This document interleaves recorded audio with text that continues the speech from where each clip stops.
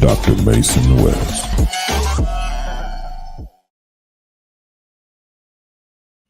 Welcome in, Bears fans, to this episode of Bare Bones. As always, I am Mason West, and I am ecstatic, elated, joyous to introduce the fact that I have Robert Mays of the Athletic Football Show on today's episode. Robert, how you doing today?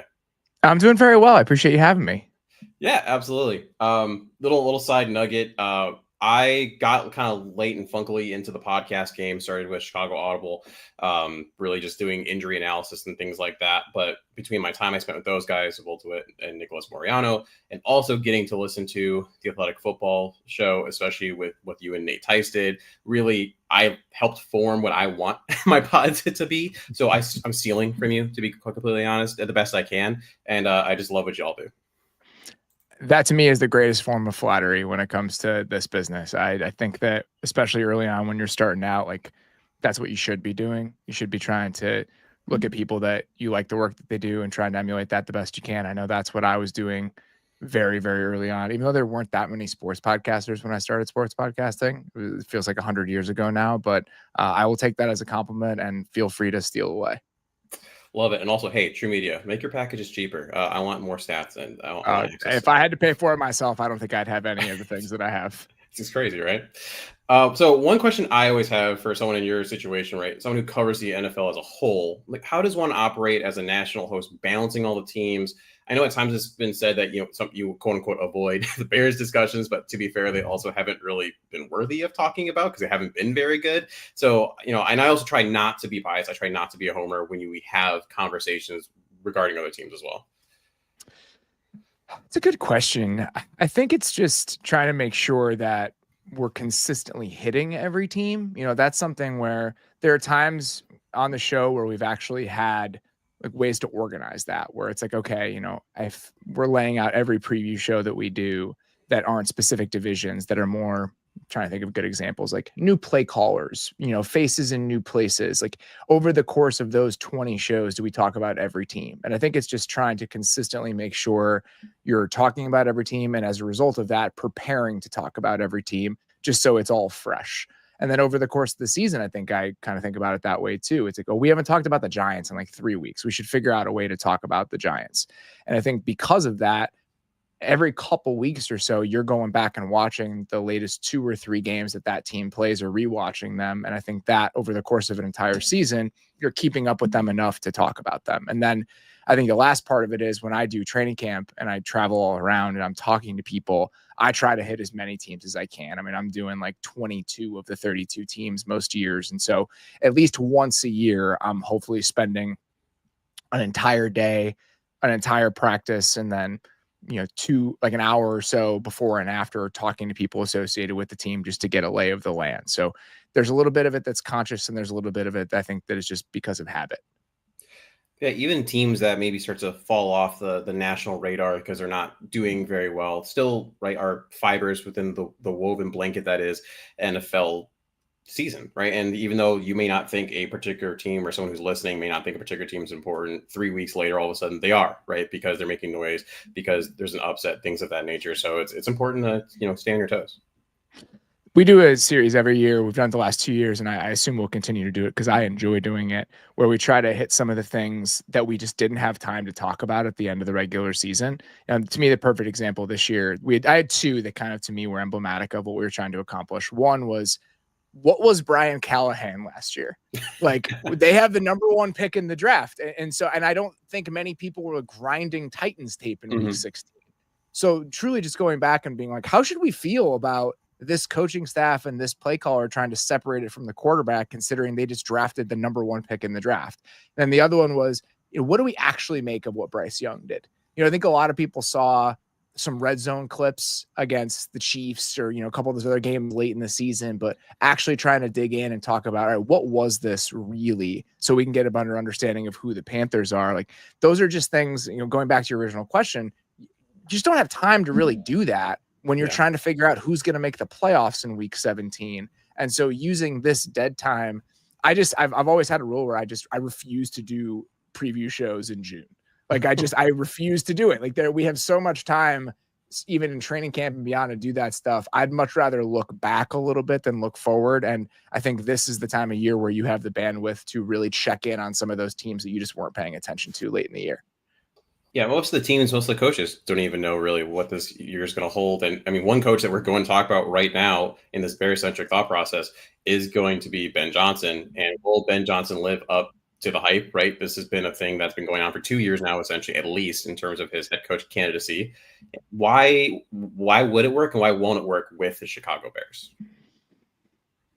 I think the reason it will work is that we don't have that many coaches with Ben Johnson's sort of resume that become head coaches, because these types of offensive coordinators don't really exist. You know, guys are getting opportunities after 1 year. And I think Ben Johnson, after his first full year as an offensive coordinator, probably could have gotten a head coaching job. Like, look at what's happening with Liam Cohen, guys like that. I think that teams are so quick to pick the next one off the tree that we don't really have coaches with Ben Johnson's sort of resume anymore. And I say that think about two different buckets. One, having a multi-year stint as an offensive coordinator where you are like a borderline top 5 elite level offense without an elite quarterback. We just don't see that many guys that fall into both of those buckets. And the two names I've kept coming back to when it comes to guys who did it for multiple years, or, did it for a couple, maybe 1 or 2 years, but at a super, super high level and didn't have what we would call like top 3 quarterbacks. They could be good, but they're not the Josh Allens, the Lamars, the Peyton Mannings, the Drew Breeses, is what Sean McVay did with Kirk Cousins in Washington, where they were, the 8th best offense in the league, the 7th best offense in the league for multiple years with Kirk. And then what Kyle Shanahan did with Matt Ryan. Like, Matt Ryan's a very good borderline Hall of Fame quarterback, but that's one of the best offenses we've ever seen. And if you look at the stats, it's an outlier season in Matt Ryan's tenure. And those two guys doing it at that level without transcendent quarterbacks, we've seen what they've been as play callers when they got to be head coaches. They were able to balance both of those roles because I think they showed us that they were special difference-making play callers. I think that's the bull case. I think the bear case is, who knows how guys transition into these jobs? There's so many different things that you have to juggle. And even if, when you're the offensive coordinator, that's your purview. That's what you get to do every single day. It's about dialing up and drawing up ball plays. Now he's doing practice schedules. He's having to figure out, so-and-so got arrested yesterday. What are you going to do about this? So-and-so is pissed off. So like a backup corner is upset about the reps that he's getting. You have to go talk to that person. There are just so many different things as a head coach that you don't have to worry about as an offensive coordinator, that I think that it can take away from the quality in both of the jobs that you're doing. And I have faith that he can do it and he can juggle all of that stuff. But until it happens, it's 100% an unknown.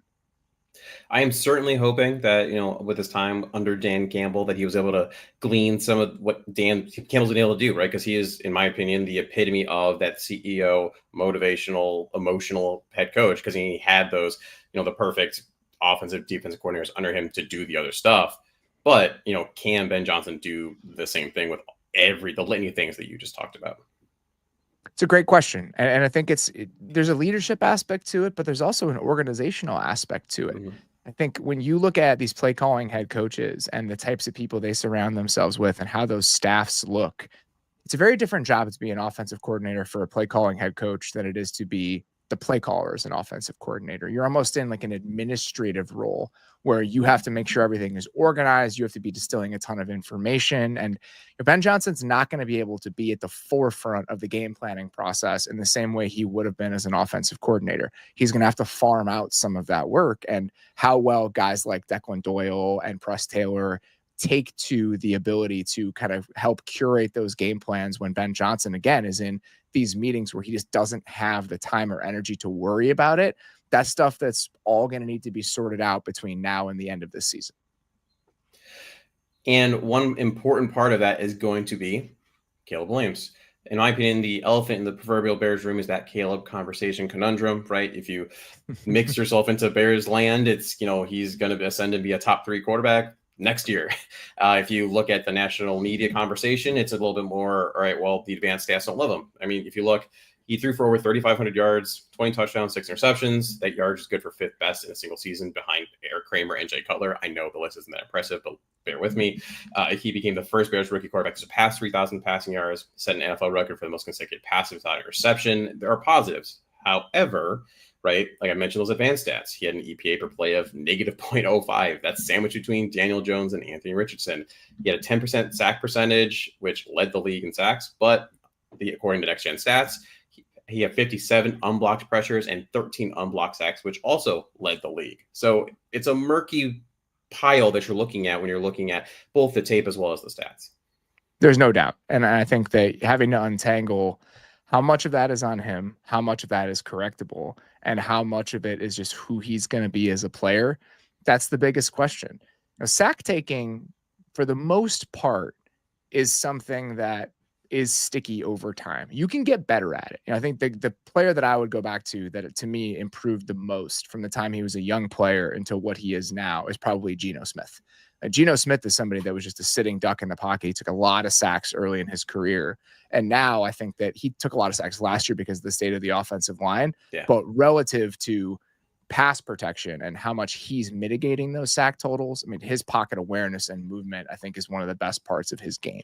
So it is something that you can get better at. And even Jared Goff is somebody that took a lot of sacks early in his career. You threw with Jared Goff got pressured. I mean, it was like throwing water on like the witch and Wizard of Oz. Like, it was over. It was not a good situation. He would melt anytime he was pressured. And so we've seen cases where guys have gotten better at that. But I think there are just as many cases where pocket awareness and pocket movement is something that, and timing, internal timing, isn't something that necessarily has to improve. The strangest part about that is I thought that his pocket awareness and movement in college was really good. Yeah. And so I think that's part of the reason that I'm still holding out hope that it can be good. At the end of the day here, I think that something that's impossible to quantify, something that's impossible to really project, is what the right dialogue between your quarterback and your play caller looks like. And I always talk about this, but I had a conversation with Jared Goff last summer that I always come back to whenever I think about Ben Johnson. And it's just this idea of how your play caller and really the architect of your offense communicates the intention of your offense to your quarterback. Why are we doing this? What is this play trying to accomplish? Why am I supposed to read it out this way? Where are my outlets? Just understanding every aspect of a play and how many ways that play can be successful. And being able to distill that down for your quarterback and being able to communicate that cleanly, I think you see a really distinct difference in the offenses that do that well and the offenses that do that poorly. The Bears were on one end of the spectrum last year, and you'd hope that they can be on the other end of the spectrum this year. And I don't know exactly how that manifests. Like, I don't know what that looks like. I don't know if that means Caleb Williams goes from a quarterback in the bottom 5 in EPA per dropback to the top 5 to the top 15, because to me, it's hard to separate how much of it was the circumstances last year and how much of it was him. I think that this year, with better circumstances, which undeniably there will be, we'll get a better understanding of that. I just don't know what that better understanding ultimately shakes out to look like.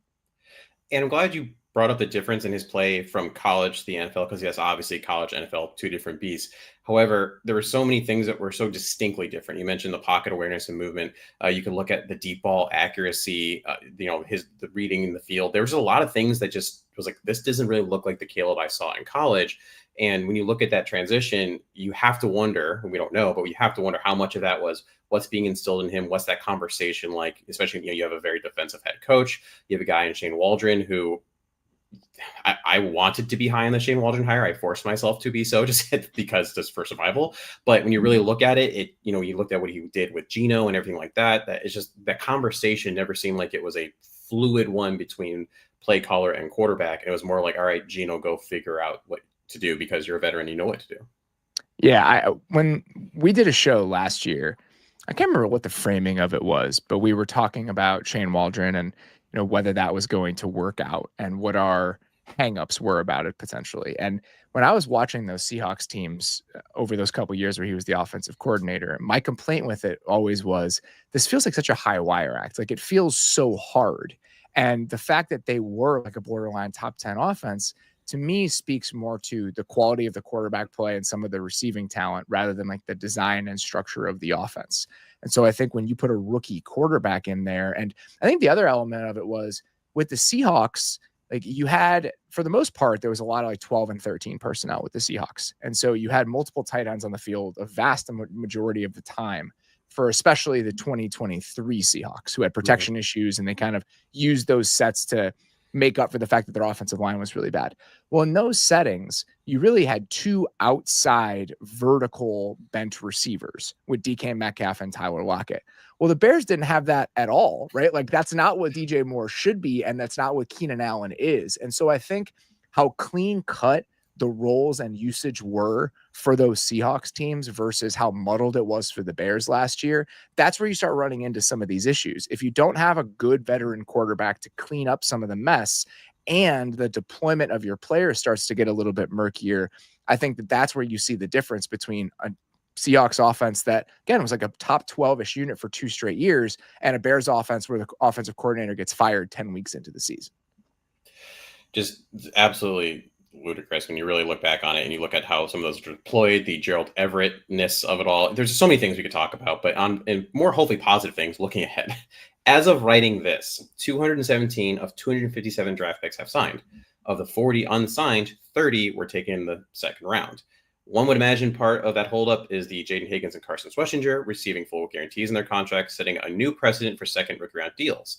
Pretty unusual, as fully guaranteed contracts are normally reserved for fourth round picks. So, the conversation being, is this going to be the new normal where we see now all of a sudden second round picks getting these fully guaranteed deals because of how important those second rounders are? And then in a Bears view, Luther Burden had to have very, very, very limited spring, early summer due to an injury at lower extremity. And is there a potential that, because of that, he's waiting to get a contract signed simply to, I got to make sure I'm good. I mean, we don't know any of these answers. Let's be real. This is more of just talking to the universe. The guaranteed contracts for the second round picks, I wasn't aware of that. That's something that I was on vacation for 2 weeks and just came back, and I've been like just mostly doing our show and not paying attention to, there really hasn't been much of a news cycle. So that's something that I just didn't even notice had happened. I'll be very curious to talk to some agents and to people with some teams about why that has started to creep up. I don't know if it's a new precedent was set by like 1 or 2 players, and then that's how it became the new normal. But I'm really interested in why that shift has taken place. With the Luther Burden side of it, it's not good, right? Like this is, every time this happens with a young player where you have a rookie coming in, a rookie that, is talented, but I think that there were concerns about, I guess, how well-rounded and developed and nuanced elements of his game were, right? Like, just think about the usage at Mizzou and just what he was asked to do. And I don't want to call him like a gadgety player, but I think that there weren't a lot of like traditional big boy NFL route type requests from Luther Burden at Missouri. And so you're going to bring him into a situation where he's going to have to really refine elements of his game, get an understanding of how he has to play at this level. And now he's already missing time. And this is one of my things about Ben Johnson, where I think that the makeup of a head coach when it comes to like steadiness of personality is really important. I think that guys who are really volatile struggle, because one of the only guarantees in the NFL is that there is going to be a rough patch. Yeah. It doesn't matter how good you are. It doesn't matter how good your quarterback is. It doesn't matter how good you are on the board, drawing up X's and O's, how much talent you have. The Eagles crashed and burned at the end of the 2023 season. Like, they have all the talent in the world. And I think some of that is that Nick Sirianni's personality is a little bit volatile. I think he's done some work on himself to improve that. But Ben Johnson's response when he was asked about Luther Burden's availability and how mad he was, that's one of those things where it's just like, Ben, is June 10th.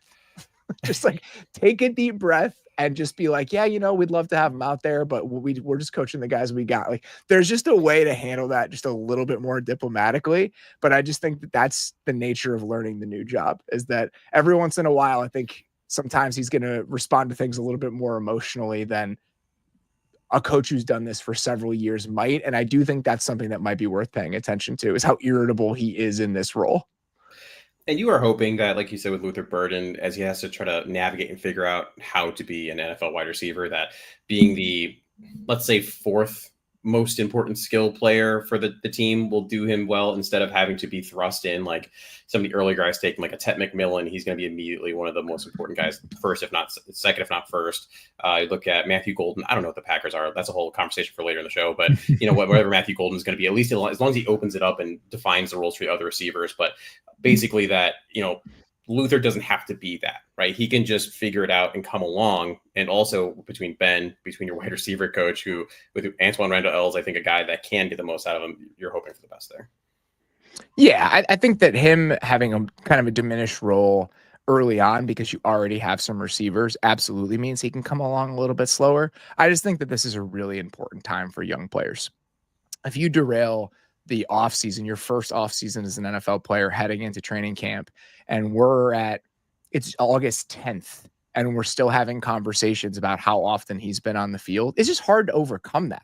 Like, there are so many more horror stories and examples of how that's gone south than examples like the Odell Beckham year, where he missed the first 4 weeks of the season with a hamstring injury and then came in and was one of the best receivers in the league immediately. That just doesn't really happen. I think having a clean run up and a clean runway to your first training camp and to your first season, there's a lot of value in that. And I think you're kind of setting yourself up for an uphill battle if you're already missing time in the spring when you just got here. Absolutely. Going into this last draft, the running back class was lauded as one of the deepest ones out there. Dane Brugler just talked over and over and over again about how undrafted guys, right, would have been a 4th round pick in other drafts. For the Bears, when it came to draft, it seemed like they consistently got sniped in the draft, resulting in multiple trade backs and eventually landing on 7th round pick Kama Nungai. I bring that up. Just overall impression of the running back room. Are you happy with it? No. That's the easy answer. Is no one should be. No, I mean, but I also think that this goes back to the decision they made last year. Like, you can only commit so many resources to position groups overall when you still have holes on the roster. There weren't any running backs available in free agency. And even if there were, you're already paying DeAndre Swift. What's DeAndre Swift making against the cap this year? I mean, it's got to be at least $8 to $10 million, right? Yeah, something like that. It's more than $9 million against the cap. Yes. So that's a real investment. Like that's real money to pay a running back. And so I think that they kind of made their bed last year, and then they were obviously, you're at the whims of how the draft goes, and moving around as much as they did and getting those 3 second-round picks, you're left without more picks in the middle rounds. And really, I mean, the one spot where maybe you could have done it was the 4th round when they picked Hippolyte, but building that linebacker depth after losing Sanborn, and Tremaine Edmonds next year has I think $2 million in dead money left on that deal after this season if they wanted to move on from him. So I think building up the depth and building up contingencies in a lot of those other spots makes sense, even if you think the running back room needed help. It's really, really hard to bolster every single position on the roster when you come into an offseason with a ton of needs. And I think they did. And if running back has to be a 2026 consideration, as much as it might pain people in Chicago, I'm not sure this team is winning the Super Bowl this year. So if we got to wait to potentially get a running back next season when that Super Bowl run starts, I think it's all going to be okay. It was basically a running joke last year. Pretty much every preview episode I have all these categories, puns, all that. Always one of them came back to the fact that DeAndre Swift was bottom of the league in rushing yards over expected, according to Next Gen Stats. And if you look right now, he had negative 174 rushing yards over expected. It pains me as a former running back. Just hit the hole, dude. Come on, please give me 4 yards. That's all I want. It's one of those things where, so they sign him on the first day of free agency, right? In a way that's completely unnecessary. Having to run the DeAndre Swift card up to the podium 10 minutes into free agency, who are you worried about? What's the worst? And I think we're going to talk about Ryan Poles later. And I think this is one of my frustration points with Ryan Poles is that he sees these scenarios and he feels like he has to get the first idea that he had. He can't let go of it. He has to do it. And I would just ask him in a situation like that, if you don't win the bidding war for DeAndre Swift, what's the worst thing that can happen? Mm-hmm. What is the biggest downside to not winning the day one bidding war for DeAndre Swift? And then so that happens, and I'm already frustrated about the moment where that happens. And then I get to Eagles camp last year. I can't remember when it was. It was like probably late July. It was like one of my first 5 or 6 stops. And I'm talking to somebody there and about the Saquon deal and why they signed Saquon and why they thought it was important. And they were just like, yeah, I just felt like there was a lot of meat on the bone with the running backs last year. Like if you look at the stats and you try to separate the situation from the running back production, we got less out of our running backs last year than pretty much every team in the league. And so when the Eagles are moving on from a player like that, pay attention.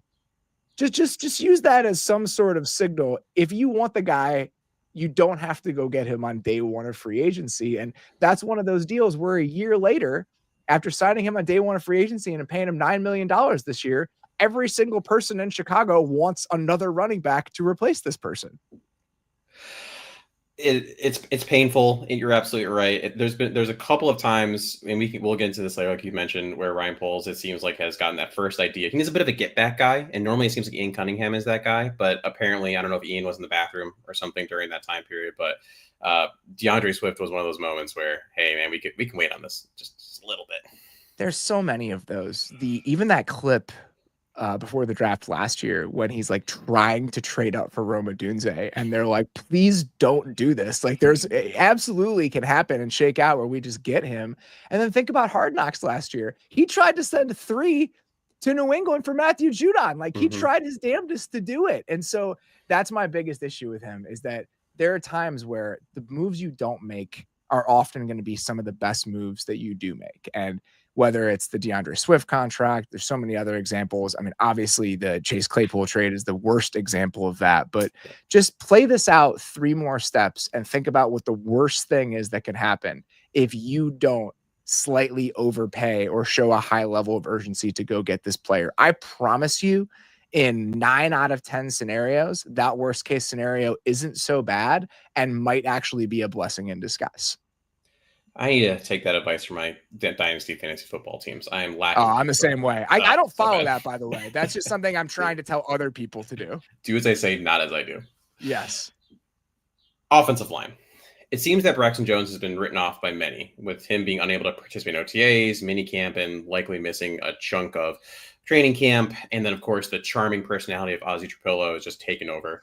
I personally think, yes. I mean, they want Trapillo to be the heir to left tackle throne. I mean, look at the Jalen Moore deal, the Dan Moore deal. That's a lot of money for solid-ish, left tackle play. Do you want to potentially pay Braxton Jones that money? The answer is probably no. I don't know if the Bears can if you look at their cap situation. But, I don't think that's a guarantee this year. I have my thoughts on, as a sports physical therapist, on Braxton Jones in terms of training camp, how he can come back, et cetera, et cetera. But, in your opinion, is it actually Ozzie's job to lose as many make it seem to be, or do the Bears, would they rather have Braxton Jones come back, hold down the fort, and see what you get out of Ozzie? It's a good question. I'm not sure I've really thought about it in those terms. I don't think it really matters. Like, I think that in the best case scenario, let me rephrase that a little bit. I think the best way for this to play out is for Ozzie to win the job because he's going to be on the roster next year. So if this guy is going to be your left tackle of the future, him having an entire year to develop is probably in the best interest of your multi-year outlook. But when it comes to like the 2025 Bears, I don't know if there's a better way for this to shake out. Like, I think whoever the better left tackle is, that third guy just becomes your swing tackle. And I think having some contingency plans there and a little bit of depth there becomes a luxury. And Braxton Jones was a 5th round pick. If Braxton Jones is going to be your third tackle this year because the guy you drafted in the 2nd round beats him out, I don't think that's a disaster by any stretch. And again, I think having that guy get a few more reps, have some experience under his belt when you move into 2026, when you're hoping to really put the pedal to the floor and be competitive, I think that's probably the best way that could shake out. I am right there with you. And you said it earlier in the show, it's not like the Bears are truly contending or anything this year. So we'll throw them out there, see who is going to be the most solid option for you this year in 2025 that keeps Caleb alive, and then just see how it plays out.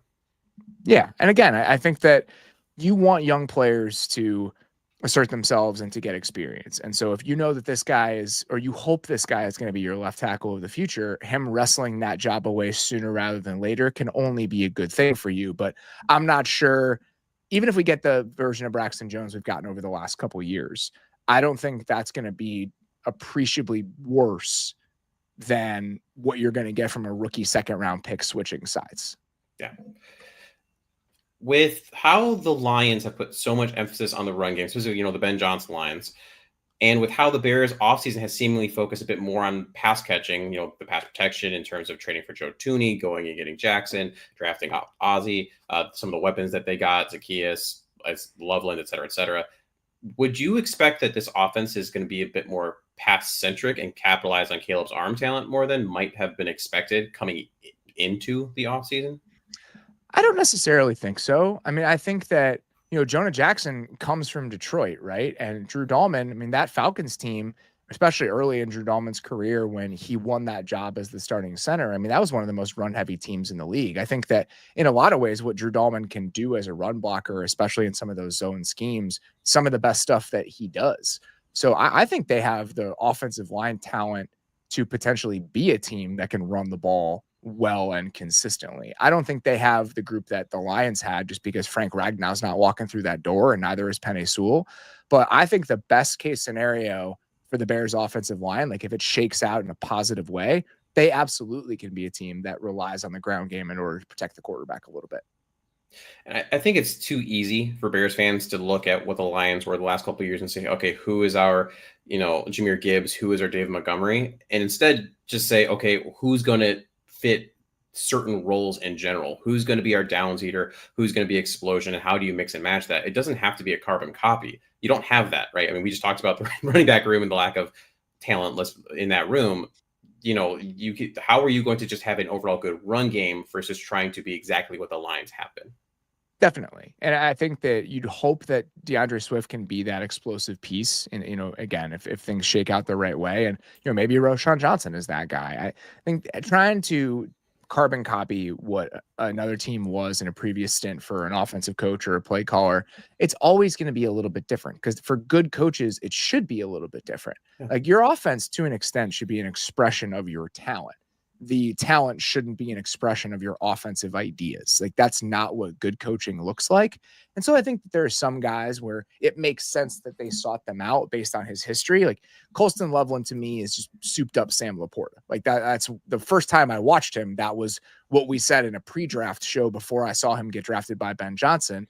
And I think that when you look at Luther Burden and what Luther Burden can do with the ball in his hands, and you think about how yak-centric that Lions offense was, it absolutely makes sense. So like chasing skill sets that he's been successful with and trying to incorporate those, that's not necessarily surprising. But I think trying to find one-for-one replacements for every single player across the roster, it's just misguided. And I just don't think that's really how offensive coaches think. Yeah. All right. A lot of shouldn't be, at least. It absolutely should not be, right? A lot of offensive talk. We got to at least have one defensive question in here because that is an important part of the side of the ball, of course. Keep this one simple. Between the lack of edge depth and potentially a true number one passer, depending on how you look at Montez Sweat, the aging unproductive combination of the linebackers, and the health concerns of Jaquan Brisker on the back end, what concerns you most about this Bears defense? Edge depth, just because I've told myself a story that Jaquan Brisker is going to play and it's going to be okay. Like I've just imagined the right version of the secondary too many times. We literally talked about the Bears defense on our show today, and so this is fresh for me. I've just chosen to believe that the secondary is going to be good. I believe in the bounce back season for Tyreek Stevenson. I believe in Jaquan Brisker staying healthy. To me, the edge depth, even if everybody stays healthy, I'm concerned about that. Yep. And so I think that's what I'm most worried about, is that you're really banking on Austin Booker as part of this overall equation for things to work out for you there. I actually think the interior could be fine. I went back and we talked about the Falcons defense today too. And I was pleasantly surprised by what Grady Jarrett looked like in the back half of last season, even in flashes. And now, you're in a spot where your fifth and sixth defensive tackles from last year were your third and fourth defensive tackles at the end of the 2024 season because Billings was hurt and because Grady Jarrett and Shamar Turner were not even there. Yeah. So I think the depth at those spots, I feel a little bit better about, even if it includes a rookie. The edge, you can't even make that argument. Like you get Odengbo, and in theory, he should be an upgrade over DeMarcus Walker, and you'd hope that Booker takes a step forward in year 2. But I think that group really being 3 guys and whatever you get from the Dominique Robinsons of the world, et cetera, like that worries me a little bit. And I think that's the spot that's probably going to keep me up at night as I think about what this defense can be. I really do think that Brisker can come back and a pretty solid, if not full capacity, just based off what I'm hearing and what I know about what he's done at the end of last year and in this offseason to keep himself right. And so I'm very, bullish on that. In terms of the edge, I agree with you there. And I'm not trying to look too much into mini camp and all that shenanigans, but when you hear that Dio's like not even participating and you hear that Austin Booker's name isn't really coming up a lot, but for some reason, Dominique Robinson keeps popping up over and over and over again. It's just, it doesn't mean a lot right now, but it doesn't make me feel good going into training camp either. No, it doesn't make you feel good at all. Like that's one of those things where I'm not going to care about who looks good in minicamp along the offensive and defensive line. Like there's nothing that can possibly make me invested in the idea of a defensive lineman looking good when there are no pads on. Like, what are we doing? Like, what is he looking good doing?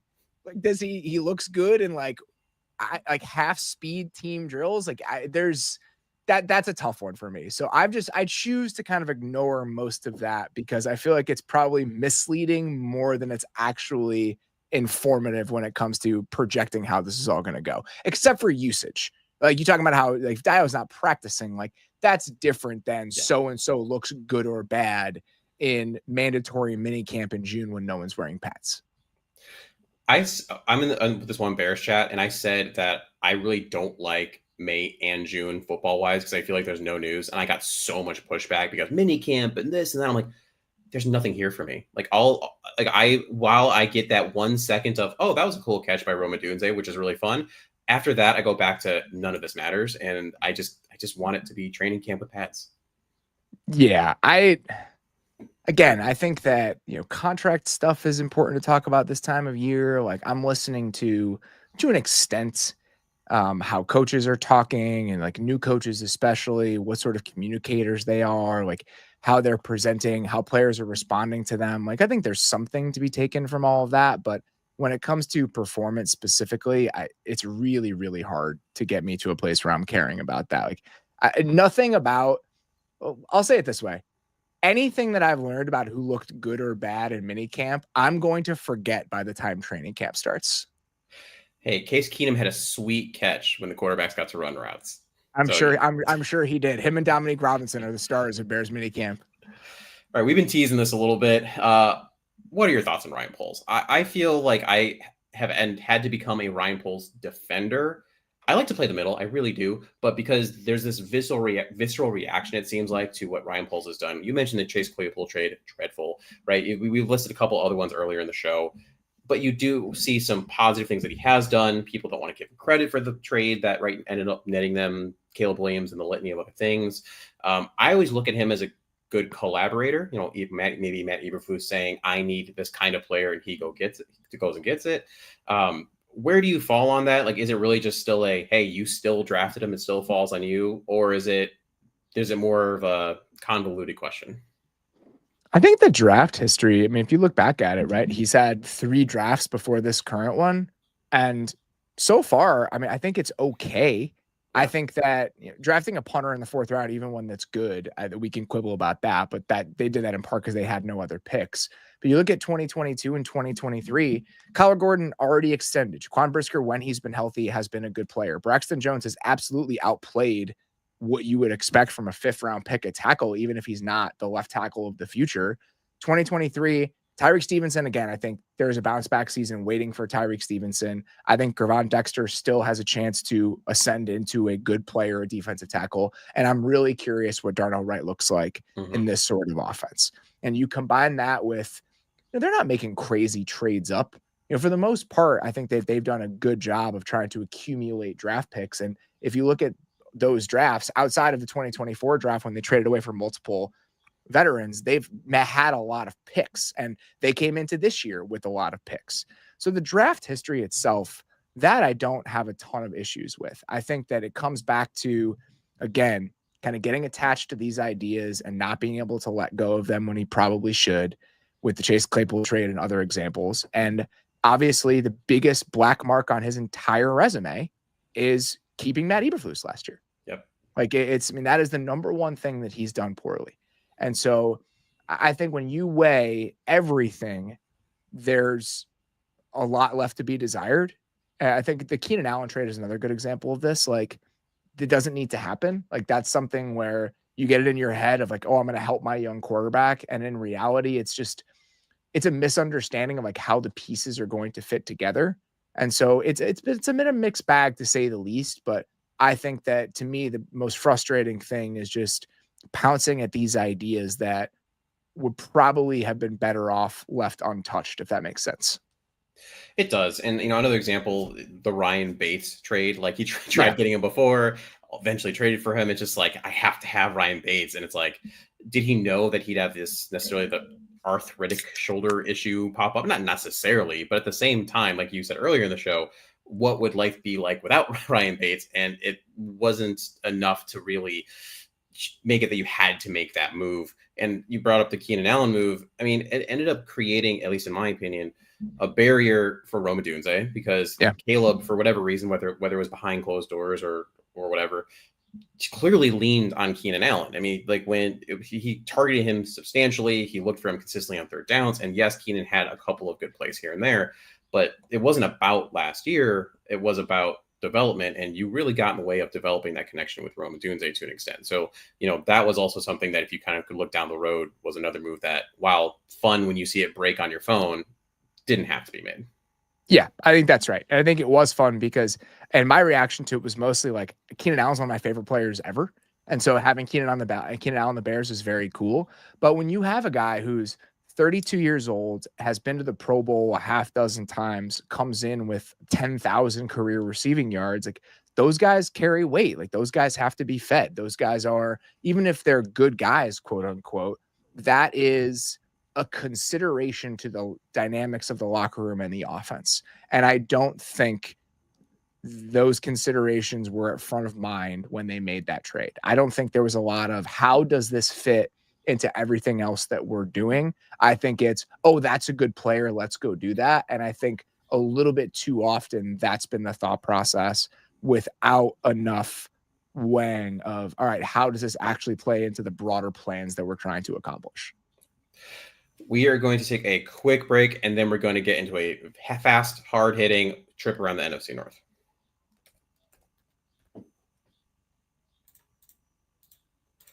All right, welcome back. Like I said, we are going to do some quick hitters just about each of the teams in the NFC North to get an idea of what's going on, and then we're going to get out of here. So, what kind of regression do you think we might see from the Lions this year, with offensive and defensive brain drain in the coaching staff, and then also losing individuals like Kevin Zeitler and Frank Ragnow, when that offensive line was such an important part of the Lions' identity? It's always hard to predict. You hope that there's enough built-in equity with, Dan Campbell and for Hank Fraley and other members of that coaching staff, but it's difficult when you're removing not only Ben Johnson, but multiple other assistants that were a part of that process. Antoine Randall, Tanner Engstrom was their passing game coordinator. He's now with the Jets. So I tend to think that there'll still be a good offense, but we've seen examples of this in the past where you have a special play caller and you remove that from the equation. And when you combine that with losing a guy like Ragnow, they're probably going to be swapping out 3 guys on the interior of their offensive line. I just think there's a lot more variance at play here than it might seem for a team that has been as consistently excellent on that side of the ball as the Lions have. And on defense, who knows? Aaron Glenn is a really, really, really good coach. And I think that removing somebody like that and going with a first-time defensive coordinator, again, you want to bet on the inertia of a successful organization, a successful building, but there's no way to know how that's going to go. The Lions are in an interesting place. Some of these other teams, I think about the Ravens, right? The Ravens cycle between, I can't remember who was the defensive coordinator before Wink Martindale was. Dean Pease, maybe, a bunch of different guys. But, the Ravens have had, I'll list them off, Gary Kubiak, Jim Caldwell, Greg Roman, Todd Monken. Like, even if there have been vacillations in the overall quality, for the most part, they've been able to cycle through guys on the offense and defense and still have the right guys in place and consistently be really good. the Lions aren't there yet.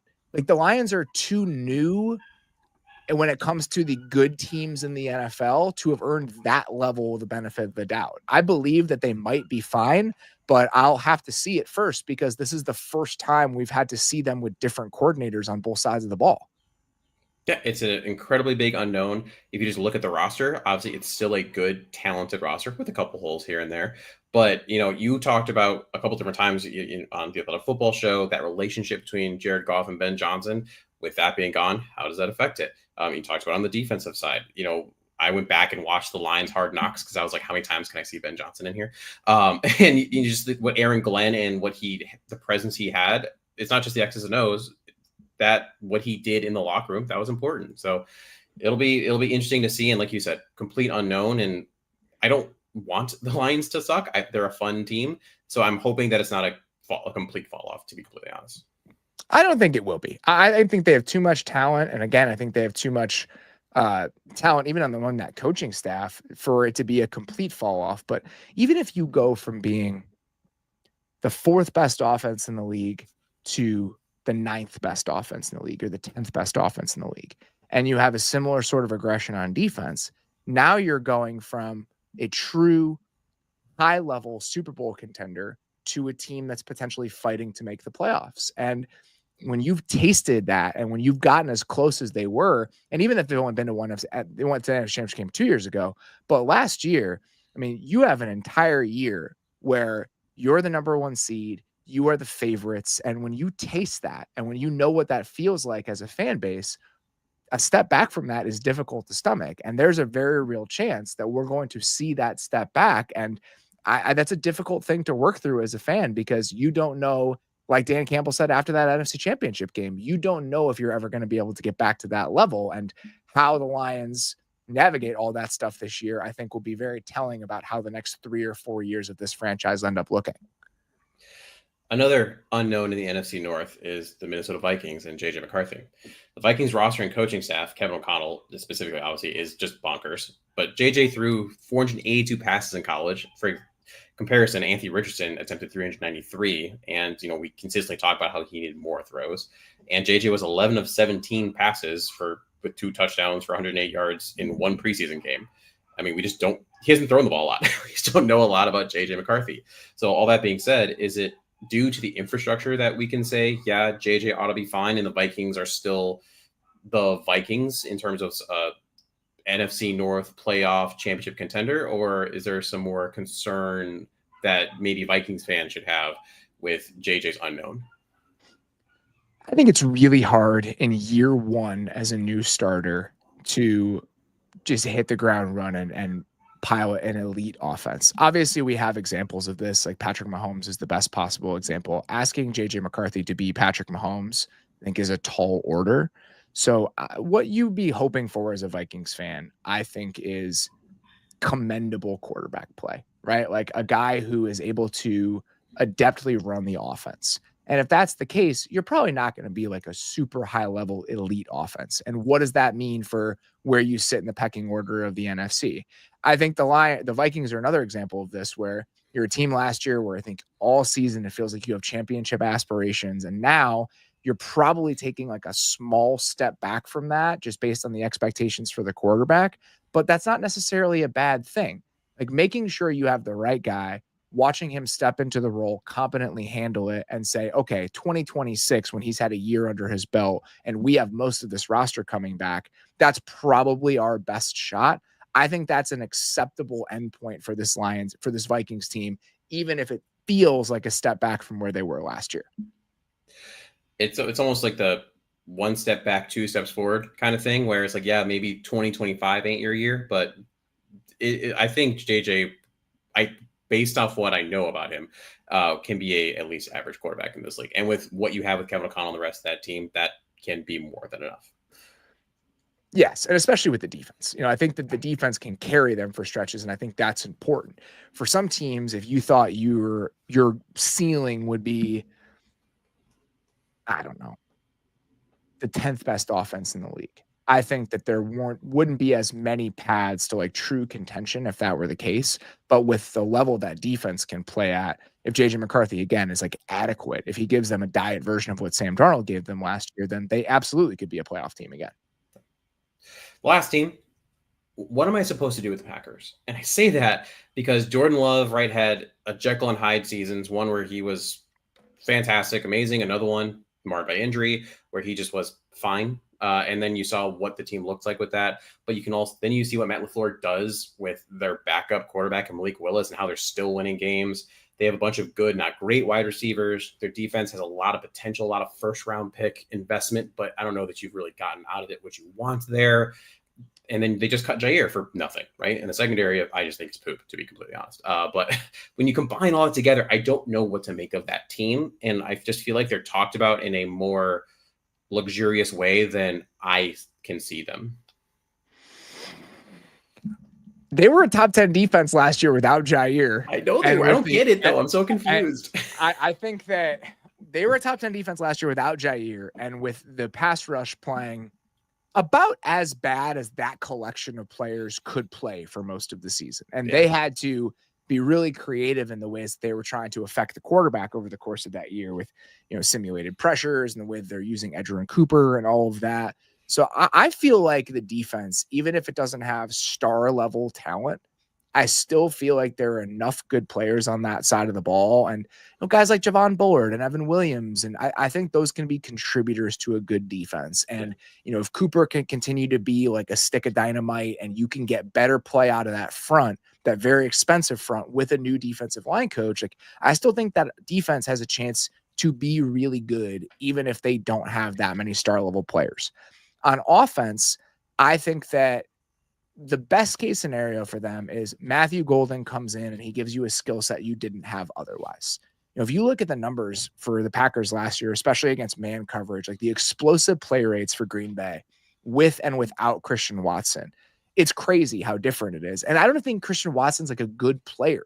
And so if Matthew Golden can come in and give you a man beating option, he doesn't even have to be an elite guy. He doesn't have to be like other first round receivers we've come in and see be borderline star level players right away. Even if he's just good or solid, the differentiation he's hopefully giving you combined with the other skill sets in that room, you'd hope that everybody else gets a little bit better because they're slotted into the spot they're supposed to be among that group. And I think the offensive line has a chance to be better. You have Jordan Morgan coming back after missing a good majority of his rookie year, Elton Jenkins moving to center, and there's a chance you're better at 2 of your 3 interior spots. And now you have more tackle depth. And if Jordan Love can stay healthy, like I just feel like there's a path for them to be really, really good because I don't think they're that far away. And I think a little bit better injury luck and just better play from guys that I think have it in them is very much on the table for this team. Like if you told me that they were the same team they've been over the last 2 years, okay. Improvement is not guaranteed. Your young players aren't necessarily going to get better. But if you told me that they won 14 games and they were the number 1 seed in the NFC, that would not surprise me. Like I do think that they have that in them, especially with a lot more question marks about the people in really, really important roles for multiple people in the NFC North and multiple teams in the NFC North. The Elton Jenkins conversation, I think, is interesting because they're asking him to move to center, and it seems, as far as I understand, he wants a new contract, but guards get paid more than the centers. So I'm curious how they'll bridge that, where it's like, we'd like you to play a position where you usually get paid less, but you want to get paid from the position you've been playing. I just don't know where that ends up. I'm sure his agent is having a similar conversation with them right now. Last thing, real quick, y'all had 2 fantastic episodes come up recently: the AFC and NFC North QB support systems. The NFC, not North, NFC as a whole, and AFC as a whole. When you look at those, the NFC is very interesting because it's just so dynamic in terms of the coaching, the players that are there, everything of that nature. And I was finishing it up actually today, and while I heard where you put the Bears, and then there was that moment where I was like, oh, that sucks. And then you hear the rest of the explanation. It's like, well, that makes sense. I get it. And then you went into the point, not to steal the thunder. And first of all, go listen to that episode. It's fantastic. So once you finish this, go listen to that. It's very, very good. The ceiling of where the Bears could be if you redid this conversation next year is very high, or at least it seems to be. There's no doubt they could be like number 2. Like Yeah. I mean, it's the offensive line. I still feel like has enough of a capped ceiling because I don't know. I guess the left tackle is such a question mark that them being like a truly elite offensive line is just a little bit harder for me to imagine. But let's say they end up shaking out where they're the 12th best offensive line in the league. We get the best version we've ever gotten from DJ Moore. Colston Loveland plays like the 10th overall pick. Roma Dunze, who was a top 10 pick, has a monster second season. We get some flashes from Luther Burden, and Ben Johnson shows us that he's the guy he was in Detroit, even calling plays as a head coach. Why would that be a lot different than what the Packers have or what the Vikings have or a lot of the other teams that we had in the top 5? It's not that much different. So of all the teams we had in the NFC, I think Derek and I said this in the moment, the Bears definitely have the widest range from where they are right now to where they could be at the end of this season. Again, if you're listening to this, go listen to that episode, get all the details for all 4 teams in the NFC North and then the entire NFC. And then when you're done with that, go listen to the AFC episode because it was also very good. Robert, thank you so much for coming on. This went longer than I meant to and taking up your time. And I appreciate you sticking through it and also just having awesome answers. And I appreciate you coming on here. Happy to do it. Thanks for having me. Yep. All right, everyone. That's all we got. Next episode is going to be, I don't know, sometime in a couple weeks. I have a Disneyland trip, so it's not going to be soon. So, because I'll be chilling with Mickey Mouse. But everyone, bear down.